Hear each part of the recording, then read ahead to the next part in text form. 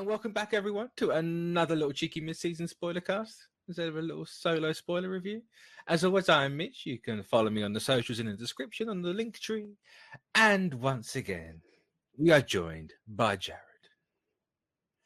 Listen, if you guys thought there was going to be a whole episode that stars Anakin Skywalker and I wasn't going to be back, you haven't been paying attention. I watched it, right? And Yeah. after last week's, where it was, the whole, depending on the next episode, it depends if I'll be back or not. I watched it and I just sat there and waited. So I'm not going to message him. I'm going to wait to see if he messages me. I was like, let's see what this boy says. And lo and behold, it's bing. I can do Friday. You're right. You're right. Like, yeah, you can, Jared. Hey man, listen, I'm trying to spread the good word as much as I can. No, this is incredible. So now that the dust has settled, I was very vague last week about a certain something, and I would like to illuminate that now. The leak I saw specified, and it was wrong. It was wrong, and I'm so glad that it was. Yeah, because that sounded dumb.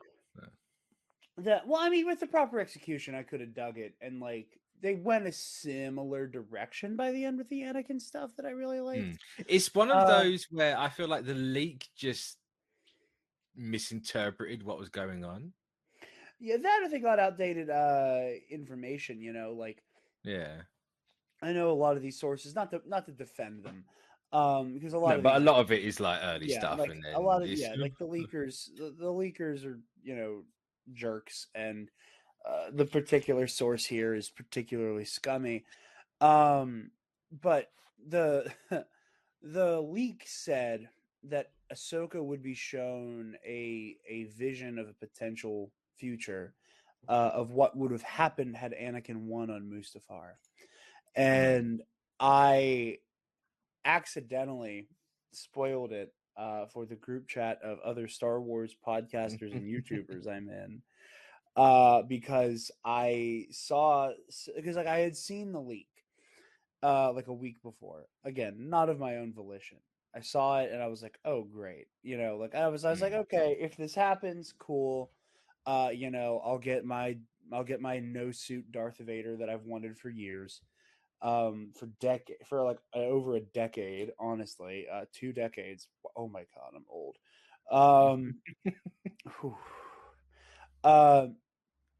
And then I would get, if not, whatever, it doesn't matter. Like a week goes by, this like Star Wars like engagement Twitter account, there's like engagement farming, what do you think of blue lightsabers type every page. blue check mark at the minute. Yeah, truly. Just posts the leak. Like, no spoiler warning, no anything, just, Bespin Bulletin is reporting that with this like goofy like Photoshop of like Anakin, like an Emperor Vader type thing. Yeah. And I had a snarky reply to that account, and I sent the screenshot of the exchange into that group chat because I thought it was funny what I had said. And I just imagined us talking about this leak in that group chat. I fully thought all 8 of us had a full conversation, and we're all on the same page that this leak was floating around. And none of them thought what I said was funny. They were all focused on the fact that I spoiled what I spoiled. And I was like, oh, well, what's the problem? What did I do? So I've spent the last like 2 weeks or so walking on eggshells, hoping that people would forget what I sent into Dunes, and hoping that people would that it would not happen. And I'm very happy with what we got. I think we got a really beautiful. I'm a firm believer in not using something you dislike as a cudgel to praise something else, and like beating down on something as a weapon to praise something that you do like. And so I want to avoid doing that, and I hope this doesn't come across as though I am doing that exact thing. But I do want to make a comparison that like something like using Anakin as a vehicle for Ahsoka to process unresolved trauma. Hashtag memory gauntlet, baby. I got my Star Wars memory gauntlet. Coined, What'd you say? coined, Coined. coined the term. That is still very funny to me. I laugh about it every day. It's honestly one of my favorite phrases. It's one of my favorite phrases, and then it was like, I don't remember if Sean said it on an episode or if we were done recording, but he was like, I want you to know I used that term in a meeting, and everybody went, oh, and I was like, I think that was after a recording. I've joked about it Can't actually before on remember. air.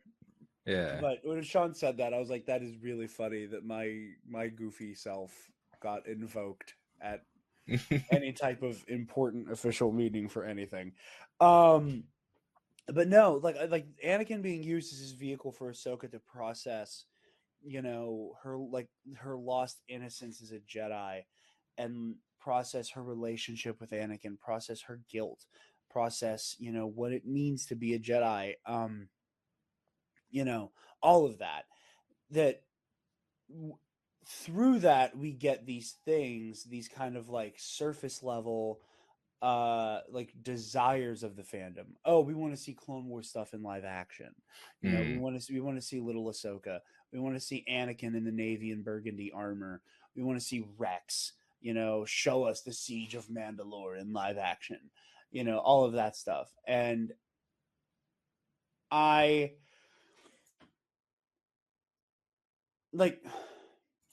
this is the difference between using Anakin's like appearance and all of these like throwbacks to the Clone Wars and like him as Darth Vader like before the suit. That is how you do what the Flash was trying to do. 100%, yeah. The Flash, and like I don't even want to call it, like part of like the nostalgia like multiverse trend necessarily, but in that way you have a lot of stories and media trying to like tell these tales that work as a vehicle for like, oh, do you remember this thing? Well, this thing is back. Did you want this thing? Well, we're giving you this thing. And what I love about how Dave handled this is that it was reverse. It was not a vehicle to show us Anakin during the war and Ahsoka during the war and Rex and all of those cool things. It was, how is Ahsoka going to process this? She's going to go through a memory gauntlet. And, I love how dreamlike it was. I love how we were all arguing, me and a bunch of my friends were arguing about, about like, where was the dream happening? Like what was like what locations was she visiting? That like, and again, in that very dreamlike way, like she's on Teth and then boom, she's on Ryloth. Yeah. And then boom, she's just on Mandalore. Like it is incredibly dreamlike. And I know people are complaining, oh, there's too much fog.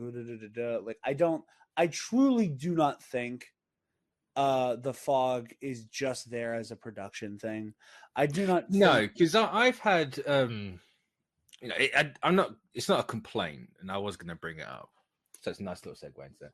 But my one thing with how everything looked was I wish there was more defining like monument or just anything around to really show off where it is, but at the same time I didn't need it because it still worked. It's not about where they are, it's about who they are. Yeah, exactly. Well, and again, I think part of that lends to the dreamlike nature of it. Yeah, that like fog of war, foggy memory. Yeah, fog of war, foggy memory. Yeah. That it again, and it just adds that like mystic layer to it. Yeah, and I do think that like there are some good markers. Like Teth has that very pink, as Jerry from the Bombad cast put it, like that Pepto-Bismol mist. Yeah. And there's like some of the same trees that are on Teth. Ryloth obviously has that like orange glow, and that's where the Twi'leks are from. So there's a handful of Twi'leks nearby, and then Mandalore had the Mandalorians there. So I just find it funny that you have it's all foggy and misty and whatnot, and you only get a very narrow shot of everything going on. Then you have Anakin walking for the Mandalore set, and he's like, I don't know this battle. And it's like, of course you don't, because it looks the same as the other ones. Like, Eh. it's like the one little line of dialogue. Like, I don't recognize this. It's like because it's all smoky, Anakin. Like, you weren't there anyway, but smoke is smoke. Like, how can you? I mean, I know you're doing a bit, and I Yeah, respect your bit. it was just But purely that. no, you It's the did bring up one bit something. that stuck out to me, but it See, didn't change or that affect anything. the one moment I wish that the one moment I think Dave kind of left on the field was I really wish Ahsoka kind of twisted the knife on him, where he's like, I don't recognize this battle. And for Ahsoka to go, yeah, this is the Siege of Mandalore. In fact, this was the beginning, and every battle I've fought since has been because of you. Because Yeah, yeah, Maul started this war on Mandalore because he wanted to kill you. And after that, every battle I've ever fought has been because you betrayed us. yeah. But it's And like, and I think that, like, I think that would have been an opportunity for Ahsoka to kind of like put words to the nature of like Anakin's betrayal on a personal level. That like that like yeah, and show like, Ahsoka isn't just haunted by, oh, like my big brother who I love dearly turned into a monster and I thought he was dead and then I found out, oh, it was much, much worse. She is haunted by the guilt because she thinks, had she been there, she could have helped him. She's haunted by all of the death and destruction caused by somebody she loves. Like she like it's all of these things, but like it's also she, whether she knew it or not, for a good chunk of that time, spent her life cleaning his mess.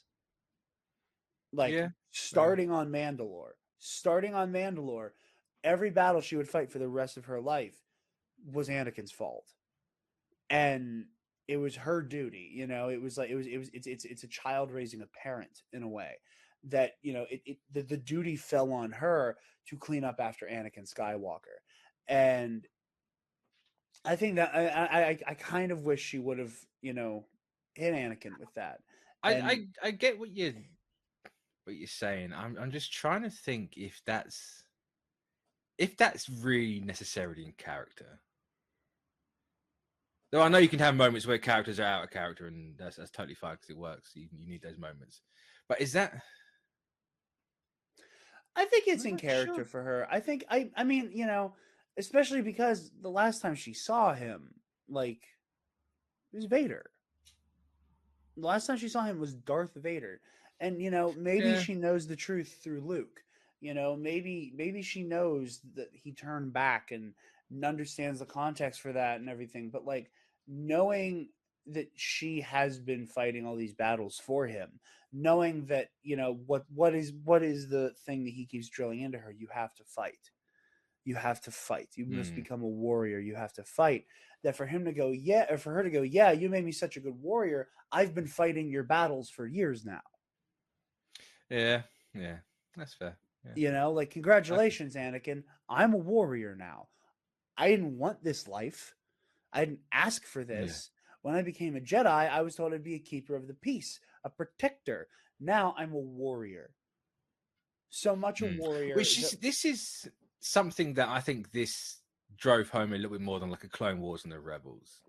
More Clone Wars, I suppose, because Clone Wars, yes, you're told she's a child, right? You're told she's like 14, and in Siege of Mandalore, she's like 17 or whatever she is. yeah, But yeah. with the She's art 14 at the style of beginning of the that, war. like you get it a little bit with how obviously like you get the typical animated things where younger people have bigger heads and bigger eyes and all that sort of stuff. Like you can kind of get there, but it's easy to forget how young she actually was when this all started. Yeah, But then you go to live action and you go, oh, Rosario Dawson's like mid-40s or whatever, and then you have young Gamora who's clearly a teenager or slightly younger. Like, damn, she really was a child soldier. yeah, Like, absolutely. Yeah, it's just one easy of to one of forget that. And hundreds, one of thousands. yeah, yeah, Hell, Anakin was 19. yeah, yeah. Like it's not like he was much better. Like and unpacking like what the war did to Anakin Skywalker, like that's like a 4-hour video essay unto itself. Wink, wink. That it is just so unfortunate, and seeing Ahsoka, internalize all of that is deeply affecting to me. And I think my takeaway, my interpretation, and this is just for now. I think my interpretation of Anakin's lesson might change over time, because I've said this everywhere I've talked about the episode so far. This is the first time in so long I have walked away from a Star Wars thing and gone, I don't understand. Like, I don't understand what you're trying to tell me yet. And that makes me so excited. And that's not to say that, like, every time I finish like a Star Wars story, I close the book, I close the comic, I turn off the TV, I walk out of the theater, and I go, I understand everything in that movie on my first viewing. Of course not. Yeah. But I've been able to go, oh, okay, I see Yeah. where we're going, and then over time, that's the fun of, like, okay, now I'm going to dive in head first, having an idea of what I'm looking for. This first viewing, I was just dumbfounded. I was like, this is so heady and weird, and I don't quite know what you're trying to say yet. And it's like, on the surface, you got the basic, just like, move the hell on. Yeah, there is a move on. There is a move on to it, now, but it's like, but you're like, well, this is so much more complicated than just move on. Oh yeah, 100, yeah. Because if it were move on, then she could just vanquish Vader. But the lesson is that she must show Darth Vader mercy. And the lesson that I've arrived at, and Scotty J-Ro, he was on the guys from the Bombad cast were on my this week's episode of KNR. It's out now.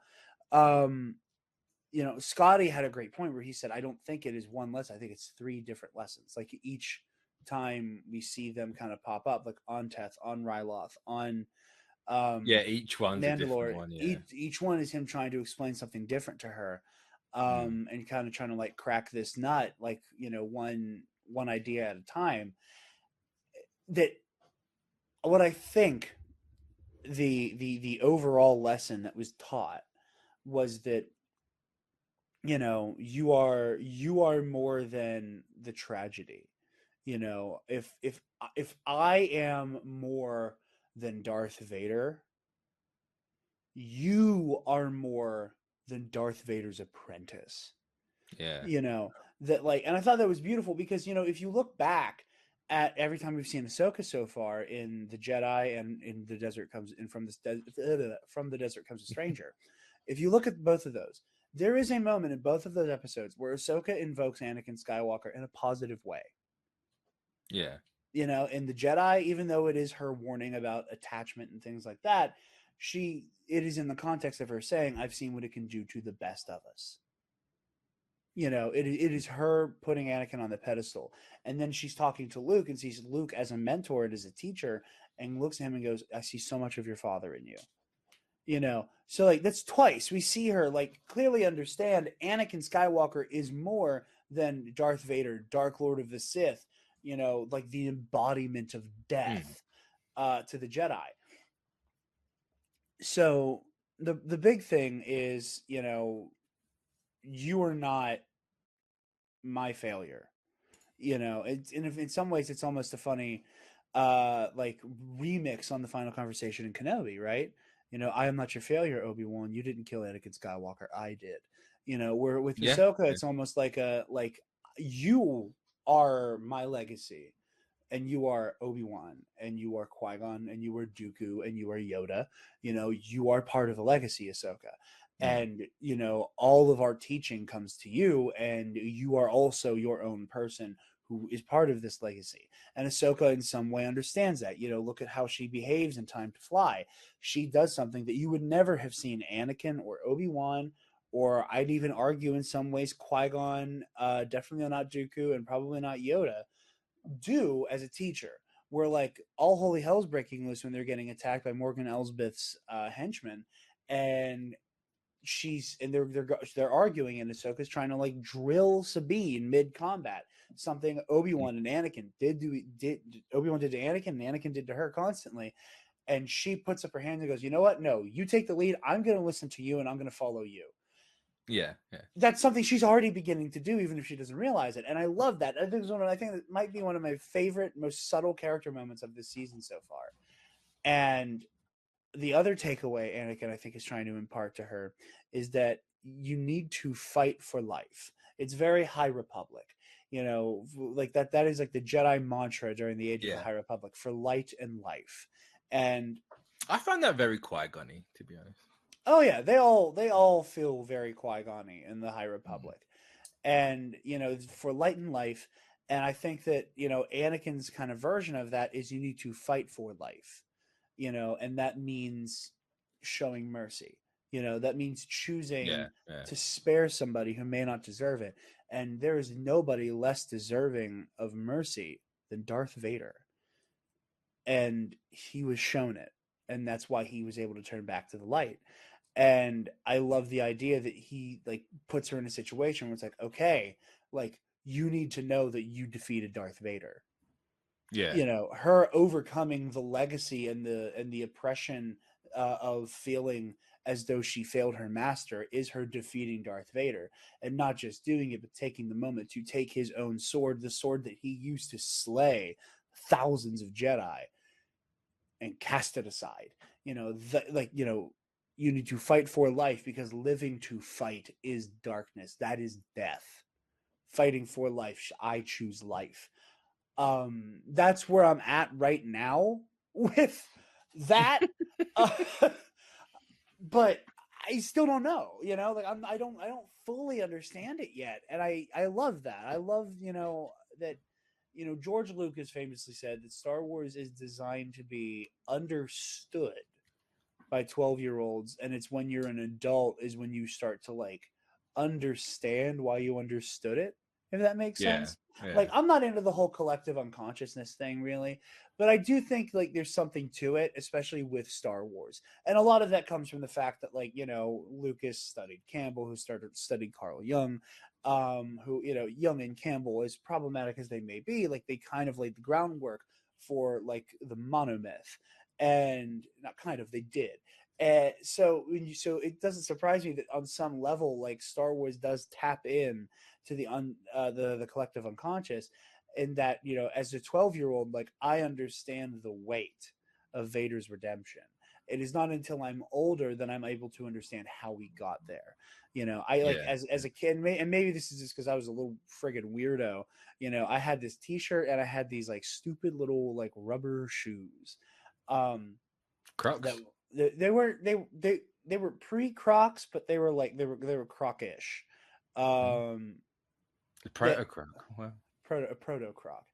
That like had this thing where it was like this like really tight shot of Anakin's face, and he was like holding up his lightsaber, and on one half it was Anakin, and on one half it was Darth Vader. And as a kid, that was And as a kid, I kept calling them my symbolism shoes, and my mother thought it was the funniest thing.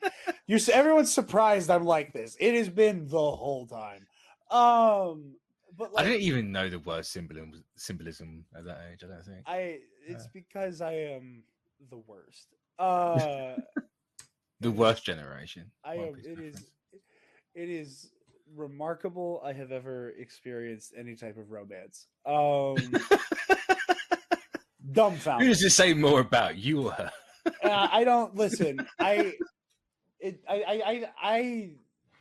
odds would have been good that I had turned out a different way. But no, but all joking aside, so like there is something to that like like as kids, like we get it, but we don't get it yet, but we understand, but we feel it. We feel it. It's we I think that's what it is. You feel it, you don't understand it. Yeah. And then as adults, it's like, you start to put these pieces together, but you feel it and you understand what you're supposed to get as a kid. And what I love about this episode, what I love about what Dave is doing, is that he is expanding upon George. And he was like, okay, Star Wars is for 12-year-olds. Well, I know the 12-year-olds who watched our show have grown up. So now I'm playing to y'all, and I'm gonna confuse the grown-ups. Like, Yeah, and there's something there where 100%. it's like, I'm coming for the grown-ups. I I'm think coming for especially with a y'all. character like Ahsoka, right? When Yeah. she's been in the canon for when did Clone Wars start? Like 2008 or whatever it Yeah. was. Yeah, Oh wait. 16 years or whatever it is. Like you can't just constantly play. It's why I don't understand people being like, oh, why is she like she's not behaving like Ahsoka in this? It's like she's 47 now. She's not 14 or 17. She's not the 36 or whatever she was in Rebels. Like she's Yeah. grown up. You've grown up. Like it's the whole point of this right now is to have that Yeah. complete growth as a person, as a human being, or not as a human being, but as like an actual sentient creature.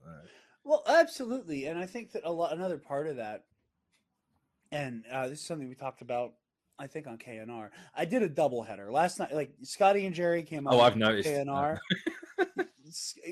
Jerry and Scotty came on KNR, and then immediately when we were done, I was on Bombadcast Live. Oh wow. Yeah, Wow. so I can't remember what show we said this on. But something I think is really interesting, and it kind of ties into that, like, oh, Ahsoka isn't the same. It's like, well, yeah, like she's grown up, and Mm. horrifying things have happened to her. Ahsoka Tano is defined by death in a meta way, because when we first meet her in 2008, even as a kid, even talking to fellow Star Wars fans as a kid, the main question was, well, she's gonna die, right? She has to die. Yeah, because she has to die because she's not in the She's movie. not You in don't see Revenge of it. the Sith, so she has to die Yeah. before the Battle of Coruscant. And as a kid, I'm like, yeah, she's gonna die, and it'll probably be like Ventress, and then Anakin will kill Ventress, and that's why she's not there, and it's part of Anakin's descent to the dark side. And again, just as a fan, she's defined by how is she going to die. And then we get Rebels, and it's like, okay, so Ahsoka survived Order 66. Well, Vader's gonna kill her, right?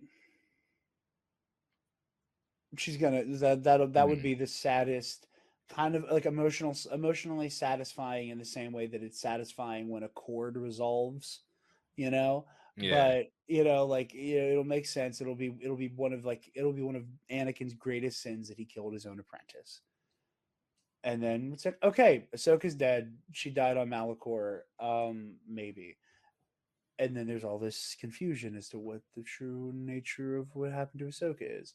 And then, oh, Ahsoka lives! Yay, awesome! She's back. How's she gonna die eventually? Oh, we hear her voice in the Rise of Skywalker. All the other Jedi who were speaking have since died. So, okay, Ahsoka will die.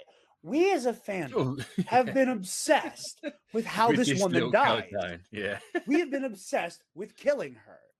Yeah. No Yeah. matter how many of us love this character, all we've ever been able to think about is how she dies. Yeah. So I think it's interesting. And again, coming back to what you were saying with, like, oh, she's not the same. It's like, yes, because she's been surrounded by death forever. Yeah. It's all been death all the time for Ahsoka Tano. And now, ironically, she's acting more like Ahsoka at the end of this episode because of her rebirth. Because of rebirth, because she chose life. We have been obsessed with her death. And I think she was too. I think there is a Yeah. part, Yeah. that, like, I don't think you can go through everything she's gone through and not be obsessed with your own mortality. That you kind of go, yeah, like, of course. And she's been reborn, and that whimsy is back. There's this hopefulness. There's this, like, implicit trust in the Force that, wasn't available to her because, again, her mind was clouded. And again, and it kind of goes without saying, because the WGA and SAG-AFTRA have been forced to keep this strike going by these greedy, impetuous studios, it's going to be so long until we get to pick Dave Filoni's mind. And I don't mean to, like, boil down the strikes and what's going on to, like, oh, here are the cool things we're missing out on, but just as a reminder to what the studios are withholding from you, the viewer, you, the consumer. Here's how you're being affected. The creators of this, beautiful tapestry do not get to talk about it, and that's the studio's fault. Just putting it out there. But yeah, no, I think that there's just so much to peel back, and I think that this, this moment is going to be integral to Star Wars moving forward. Just, yeah, period. absolutely, yeah. This is, I feel like, not to paraphrase a certain, but I went to say it and I just saw the meme in my head. But like, this is where I think the show actually begins. I mean, I can see like a. Because it is a new beginning. Go back to that Huang line. We get it in the second episode. It's been in every trailer. I believe it's not in that we begin again. This is our second beginning, and I love that. I love Star Wars. I just love this show. It's so good. It's so good. I don't understand how you can watch this and not fall in love with it. And that's the thing. Like, there's the I follow one person on Twitter. Admittedly, they hate everything in the minute, and it's getting to the point where I'm like, mate, get a personality, please. I beg you. And it's like, what did I just watch? This was just a bad Clone Wars episode. Do I know this person? I don't know. Okay. I don't know. Send me the profile. I want to know. I want to know if it's someone I'm familiar with. But you might be. I'm not. I really don't know. But the Anakin stuff is so dense that like it has dominated the conversation. That like even that Jason moment is so beautiful. Like Jason he hears the sabers in the waves. Two incredible moments, of the hearing the lightsabers in the waves. And again, it is that combination of like the Force is spirituality and it's also magic. At the same time, where you have Jason feeling this moment, but also like Cetos is so steeped in the Force that Jason is able to like act as a conduit for Hera as well, and as Hera is trusting in the Force. But then there's that incredible moment where he's like recalling the Battle of Lothal in the form of like a bedtime story that it's one of those like, oh man, I would love to see like little baby Jason when he still looked like a little gremlin being sat down and having that okay, so here's what happened. Here's the story of your father, Caleb Doom, Kanan Jarrus, and he gave his life so that we could have a final stand on Lothal, and Ezra, his apprentice, ostensibly your uncle, or ostensibly your big brother in many ways. If you consider Ezra like a surrogate first child, kind of your big brother, basically gave his life and summoned the Purgle, and he took Thrawn far, far away. And like the way Jason recounts that, like it adds to this like mythic, foretold nature of how just it. Oh, hold on! I want to see this person. I got excited. I don't know this person. I thought you didn't know. No. I would say, okay, I'm good. That's like every week for everything. It's like that, and I'm like, why do I follow you anymore? It's okay. There's just one person who I am convinced just downloads opinions off of Twitter.com that like they will tweet something like praising a show, and then they'll see like 5 tweets saying they didn't like it. They will delete that tweet and then be like, man, this is kind of mid. And it's like, no, you don't think that. You don't think that. You downloaded that. I love those people. I just always like to think it's people in their I'm trying to find myself, and that means getting rid of everything I liked before phase of their life. Because it's very much obvious that you say, oh, you grew up with X franchise, and now I'm a certain age and I don't like X franchise anymore, so I'm going to be completely different. And I'm so glad that never happened to me. Oh, it happened to me quite hard. but I've gone full circle. I only started to like more things. Like as a kid, I was a DC hater. You know, and I didn't Yeah. have any. I didn't have Oh, I any still am. opinion. I still am. Batman absolutely sucks. I'm sorry. What? We've been over this before. What do you mean that man? I said Batman.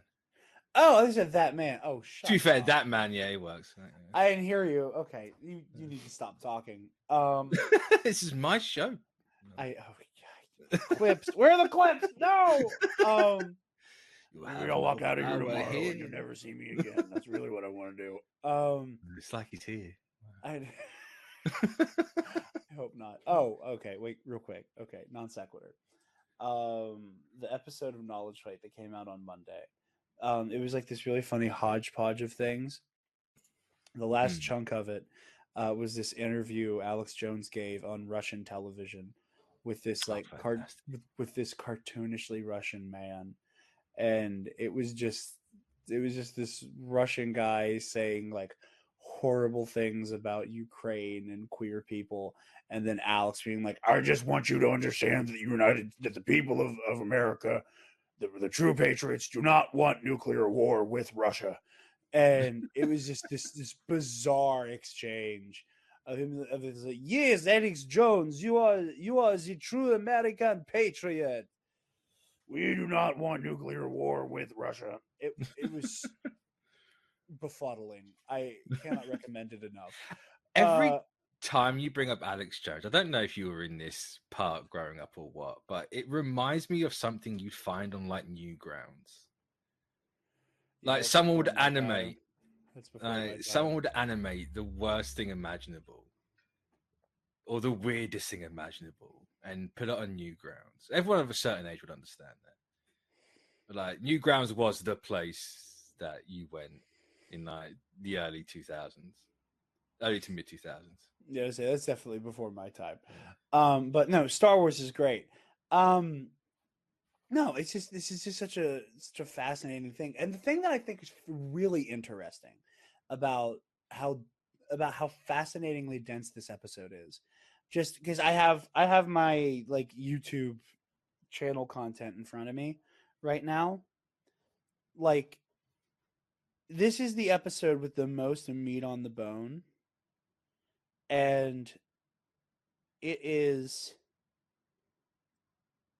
the second shortest review I've done of the show. You know, I think that's interesting. And it was the shortest Bombad stream of the Ahsoka season too. Like, and then that's what I think is fascinating is that there is something just so understood about the mystery of this episode that like does that make any sense? And like, no, 100%. That's especially when I think, you know, you put it in a place like the world between worlds. Obviously, it has to happen there to an extent. Yeah. That is cloud. Like you know what it is, but you don't know. And it goes back to that whole being a kid thing, like you understanding things, but you don't actually understand why you understand it. Situation. Like you're seeing everything happen, like you as Ahsoka is, but you just it doesn't need to be said. You just kind of get it. Absolutely. There's something. It's just so poignant. I love so much of everything here, and you know, if I may, stop trying to sound like an intellectual about Space Wizards. It's not a question of may, it's can you. The lightsabers went burr. They did go burr. That shot where he walks out all over me. That shot where he's walking out of the smoke and it cuts to him being Vader, like towards her. Yeah. At the end of it, like. So is that the first time we've seen Anakin with his red saber? Yes. Yeah, that's what I thought. Yeah. And it's what I've wanted for 2 decades. I've wanted this for 2 decades. Also Ahsoka with the Sith eyes. She had the Sith eyes. Like when the lightsaber gets real close, her eyes are yellow. Yeah. So I just want to say, and I've done this spiel a couple times now. Ever since I was a kid and I played the Revenge of the Sith video game, they had a versus mode, and they didn't let you pick the alternate outfits, which always upset me. Probably because they couldn't back then, but yeah. But there was a player 2 look. Well, no, but like fighting games at the time had alternate skins, and like Obi-Wan and Anakin had But different looks throughout the game. Like their clothes were on and off. That's a development conversation. Just because one thing does it doesn't mean the other can do it. Like I different understand engines, that. different limitations, all that sort of stuff. I get that, but if you did a mirror match of Anakin Skywalker, whoever the second person to pick Anakin was, got this Anakin that was basically no suit Darth Vader, where he was like in his cloak and had a red lightsaber. And as a kid, I was enamored by that look. I wonder if that might have been a licensing thing. What do you mean? Like how Spider-Man can't do certain things because there's a billion and one rules. Like he can't, I don't know, swing past a New York cab eating an ice cream or whatever. Like the stupid stuff like that Spider-Man has. Well, Have you seen all those rules? Like, no, I haven't actually. That's there's some wild things that Spider-Man can't do. Well, I don't know. I don't know if there anything would have been weird with like the player 2 skins like that. Because like if they could do it, they did it, and like they didn't. Really But it could be you can do this, but you can't be in any like I don't know any capacity of the X, Y, and Z or whatever. I don't know. It's just one of those. I don't know, but either way, There's always weird stuff like that. Oh yeah, stuff, right? I mean, like the player 2 outfit for Obi-Wan was again his robe was on, but he had a green lightsaber. And it was clearly there to like distinguish. For the kids playing, is like we'll give them different lightsaber blades. Dooku ended up with a blue lightsaber. The player 2 Grievous had red lightsabers. Like stuff like that. Vader turned blue, and I think like the player 2 old Ben turned green again. Stuff like that. Which again, like, isn't earth shattering, but just like that image, like, that striking image of Anakin with a red lightsaber stuck with me as a kid. And I back then and to this day, I've always said, especially now with how the Skywalker saber is treated like Excalibur, I wish that I really wish that Anakin didn't use it once he turned to the dark side. I think it would have been cool if there was some moment where he like bled Mace Windu's lightsaber, something like that, where like, that's his first Jedi kill. And, that the Emperor kind of gets to have this moment of, I knew this day was coming. Like, here is an empty hilt. This is for you. That like not only does he anoint him Darth Vader, he presents him with his first weapon, and then Anakin puts like his first Jedi kill of Mace Windu's crystal in there. And again, a lot of this is like retroactive continuity that kind of only works within the new canon, and I understand that. But either way, I wish Anakin got a red lightsaber in Revenge of the Sith. And I always thought Revenge of the Sith needed the red one. And I thought, and and again, I think this is me saying I think it would have looked cooler, and then like trying to do Star Wars as a philosophy class to back that up with reasons other than it would have been cool as shit. Sorry. And that's right. But anyway, so I've always wanted to see that. And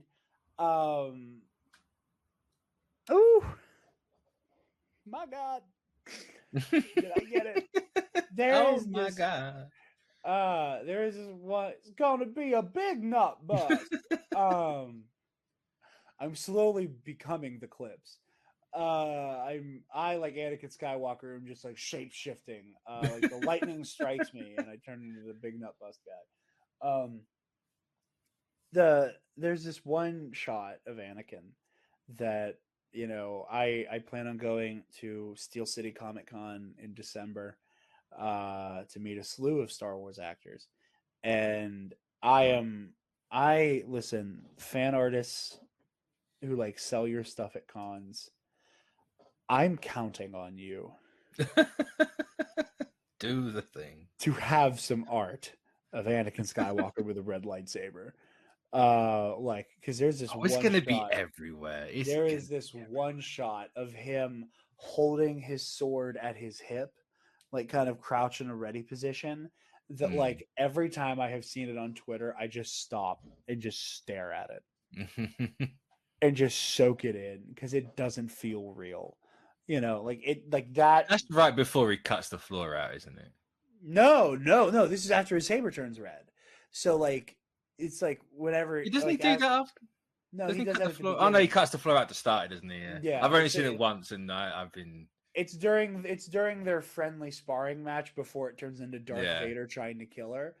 But no, like that, like it's like right after he like ignites it and knocks Ahsoka back with that first strike, and he just kind of like gets into that ready stance, and I was hollering, I was freaking out, I was doing the Joe Rogan meme all over the living room, and again, I've said it every time. God bless my girlfriend, who has to watch this with me, who 2 weeks in a row has had to deal with crazy lightsaber duel with Balin Skull, Anakin showing up, Clone Wars Anakin, lightning flash to Darth Vader, red lightsaber pre-suit Vader. I'm just jumping up and down on the couch like a lunatic. Anyway, but no, I lost my mind, and the fight choreography was so perfect. Oh, it was so you know, I don't think it was as good as the Balin as the previous one.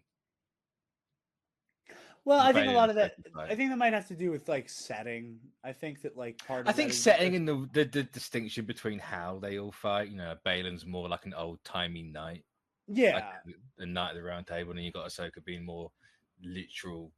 I can't think of the word for it now. The more typical, like kendo, I suppose. Yeah.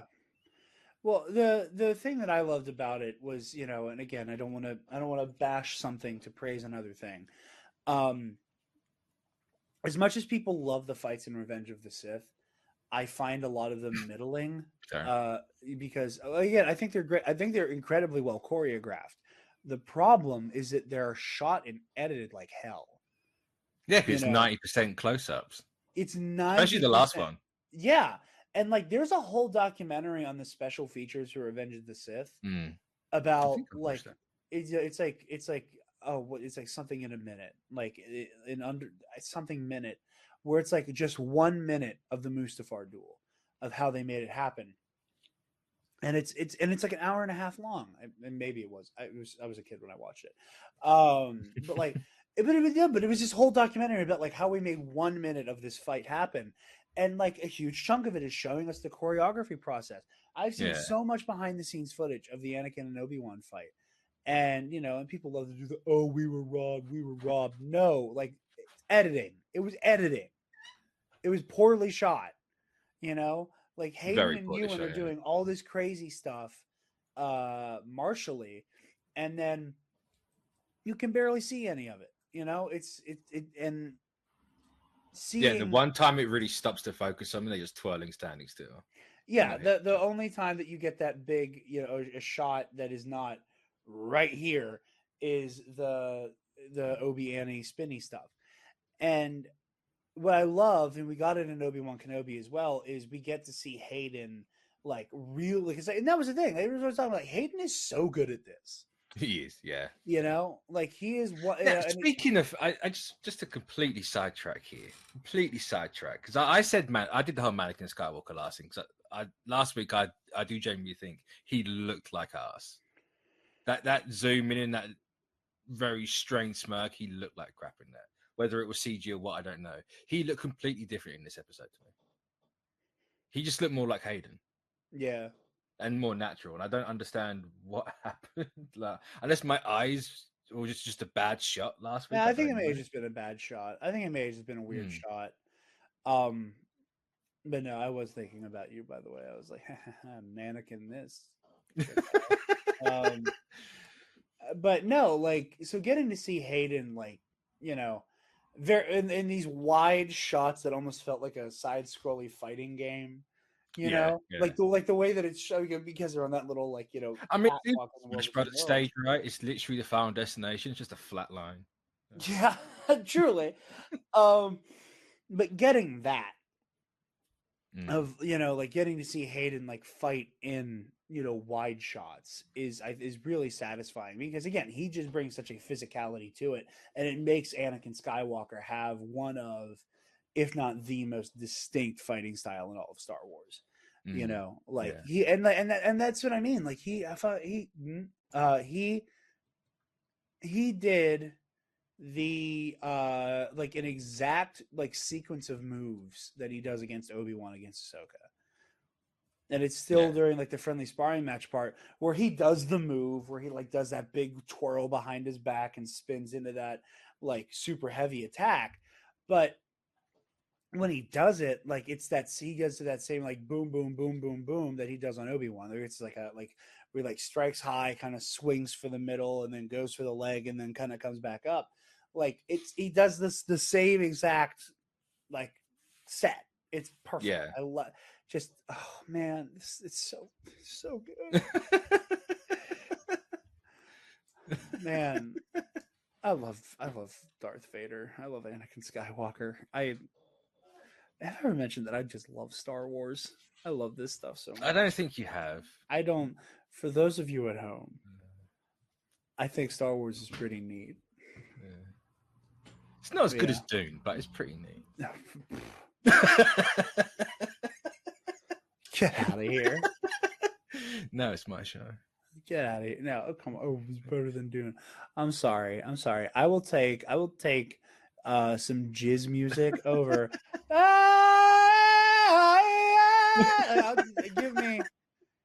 Give me some How jazz. dare Give me some you? jizz How wailing that was number one over Arrakis the for 12 years. How over dare the you? Wonder Woman Snyder Cut entrance How music. dare you? Taylor Swift wishes she could do that. Come now. I Eras Tour who? I mean, I can't remember know, the dude's name on in Dune who did that, but that was majestic.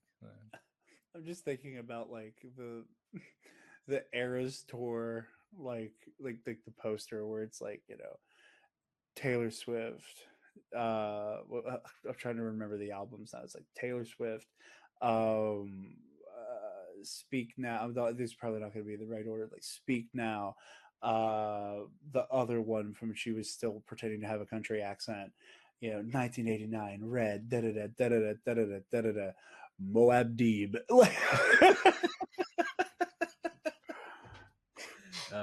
Lover, Midnight's Moab Deeb. If only. That'd be great. But yeah, this episode was incredible. I cannot wait to see where we're going next week. I mean, I know where we're going, but I don't know where. It's the fun of it. But yeah, no, next week is going to be incredible. Probably going to finally see Grand Admiral Thrawn, which is going to be incredibly exciting. Do we get Thrawn next week, or do they hold it for the 7th? I think we get Thrawn next week. I think next week there's going to be like we're going to have our Thrawn's the stinger or whatever. I don't think we get a whole episode of Thrawn. Personally. I don't know if we get a whole episode of Thrawn, but like I think we'll get a good bit of Thrawn. I think we'll get some. I think we'll get some healthy helping of Thrawn Yorodo. Grand Admiral Thrawn. Yeah. No. But yeah, no. But I was gonna. Oh, so good. I was gonna bring something up then, but my brain just said no. Oh, what was it? You can do it. I believe in you. I'm trying. It gets harder as you get older. Ironically, the other way around. But hey, Lamau. Oh, yeah, that's it. The what isn't just something else. I wish they did slightly differently. I have no problem with it. I adored the episode and everything. It's that transition from Ahsoka the Grey to Ahsoka the White. For the build up that they had, I say build up, right? From the ending of Rebels, they've left people on this thing for years to just be like, okay, she's here now. There was no. I think I was expecting something a bit more Gandalfy, a bit more like look to the east and the dawn the third day and whatever. But well, I think we got our Gandalf thing with her. With like, I mean, we got it. It just wasn't as. I don't know. I think this is the reveal of, hey, she's now in white now. She's now in Yeah. white now. She's in white now. Yeah, I mean, oh, do they fly now?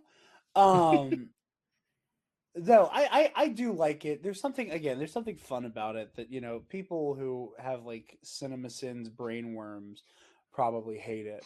But I love the fact that like she had an identical outfit to what she was wearing before, just in white. It's literally the same. It's just white. Identical outfit, just in white. White with a little bit of blue in it because she's got the blue going down the front, or like Yeah. grey blue. Yeah, like little accents there. There's like a eggshell cream on her gauntlets. Yeah. But yeah, no, I love it. She looks incredible. I cannot wait to see her draw her swords, like in her like the full Ahsoka the White. See, that's another. She loses them in the World Between Worlds, doesn't she? Doesn't she drop one or something? No, she throws Anakin's. I was just thinking, okay, that's what I'm thinking of. This is why I should watch things twice before I talk about it. Yeah, no, it's whenever she's like holding up the red lightsaber to Anakin's throat, and she goes, "I choose life," and off the ledge. Yeah, that's the one. Yeah, but yeah, because I was expecting the stick. We'll see. Like, the stick can obviously come later on, obviously, but I just really, this is why I shouldn't do this sort of stuff, and I know I shouldn't. Like, I have something ingrained in my brain, and I'm like, cool. Well, we've seen her like this; she has to get to here. And it's like, well, she's done this thing. Where's this? Where's the stick? Where's the stuff? And then, but I'm not holding it against it because again, like the episode, apart from smooth head Ahsoka, never show me that again. Oh man, I can deal with it in live action. I can deal with Shaq-Ti just having the very thin little headband, so you see the smooth. But Rosario Dawson, no, never want to see it again.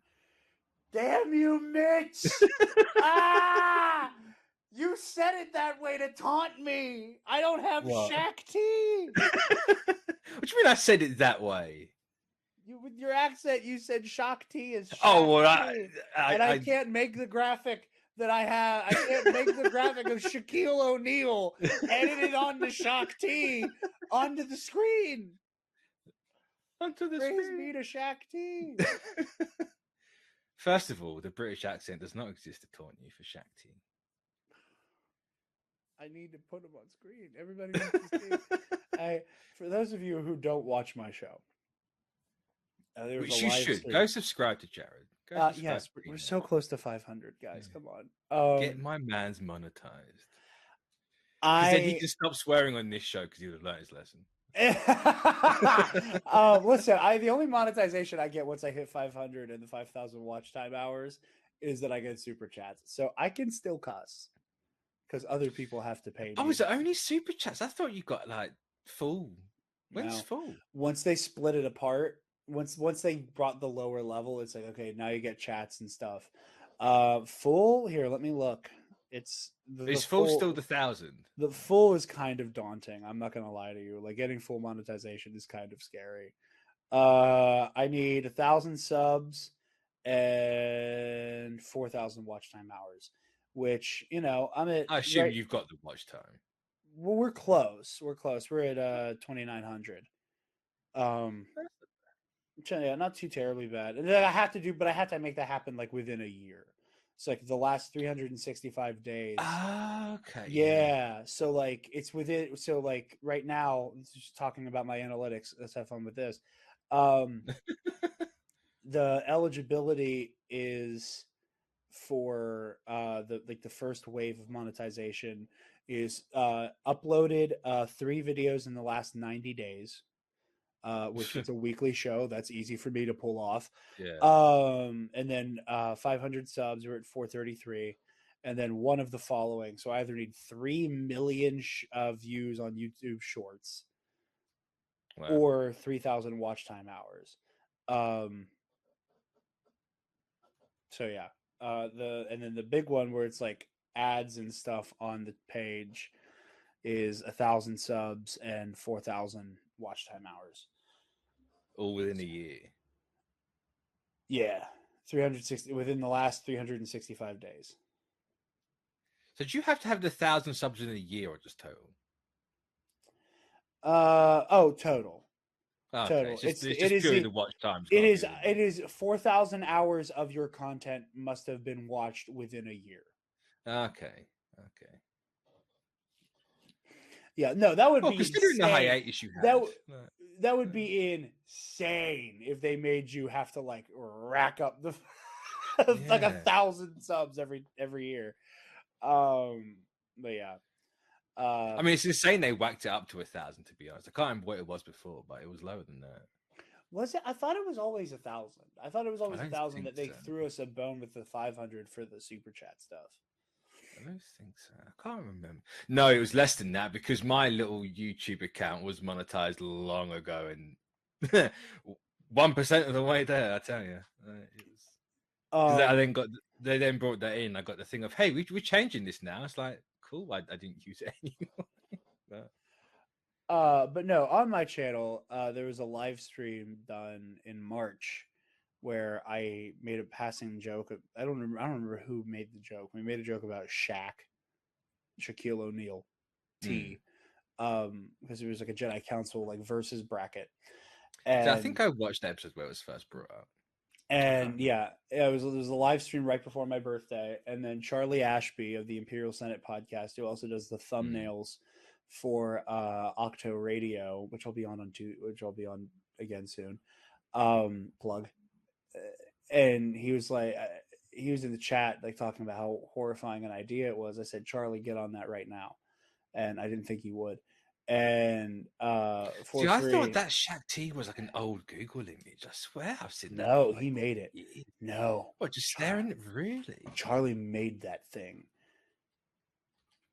It was one of those. It was like Jurassic Park. We're not talking about if. He wasn't thinking about should. It was if. And there it is. And I make everybody upset when I put that thing on screen on Nerd Academy, and nobody likes it but me. I think it's beautifully horrendous. But yeah, Ahsoka's great. Can't wait for next week. Big blue guy.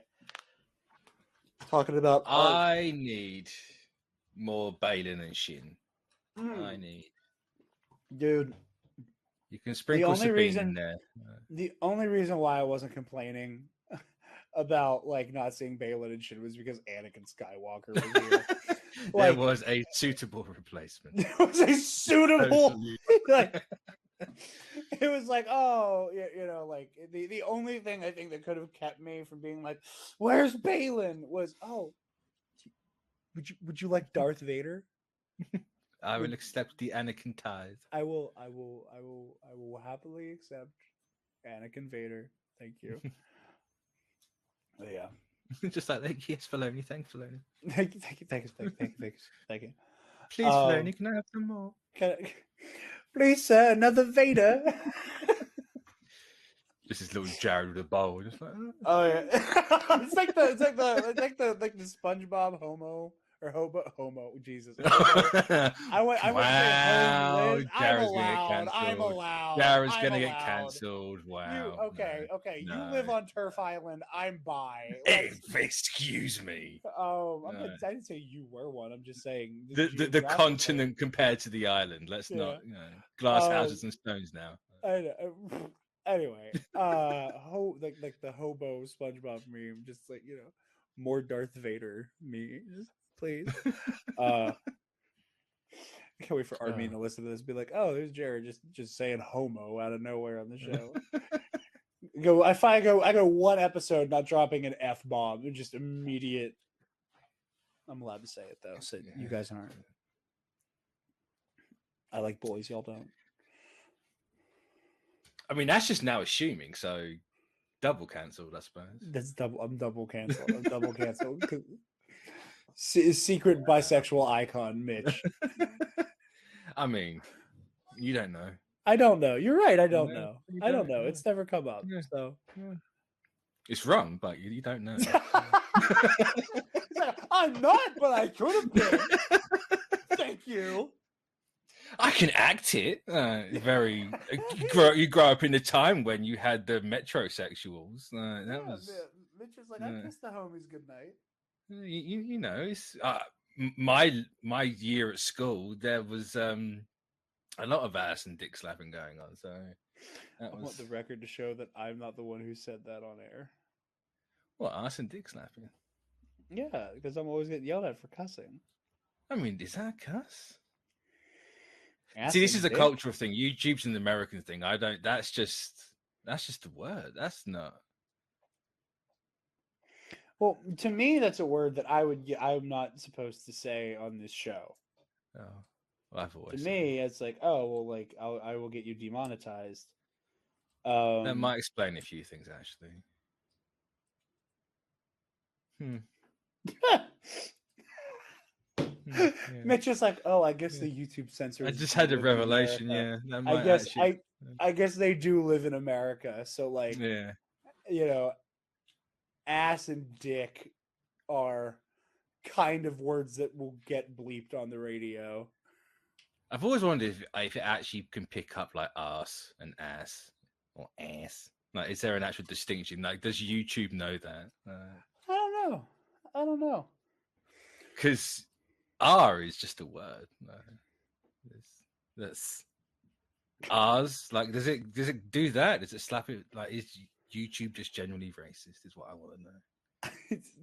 Okay. I mean, yes is the answer to that. I know that. Yes, it is, but you're I need them to admit it. You're going for a long shot on is it racist because I'm British and say arse? I mean, it counts. You're swinging for the fences there, big dog. I mean, there's a lot of water in between me and them. I got to swing from something. We're sinking as well, so I have to be elevated to make it.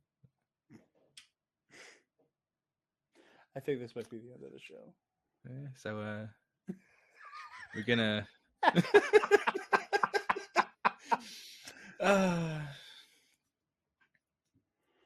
hate this country. But anyway, catch us next week. Or definitely me. Whether Jared says again, I don't know. We'll see. Watch him make this like a symbiotic thing. He just attaches and is forever. This is me soft launching, hiring myself at Comic Book Cast. I did wonder that last week, to be honest. Like, is this the start of it? Is this how? Is Jared going to be recruited? Is it finally happening? Has it finally come full circle? It's like Jared's seen that I'm doing it on my own. He's like, is he launching into that spot? Well, I mean, hey, listen, it's not like I would be the first person who like worked at Comic Book Cast who also had their other thing that they do on their own. No, there is that, and quite frankly, it would be no different to what I did. That's why I thought about it, because I know. I will finish what you started. Anyway. Yeah. So yeah, next week. Bye-bye.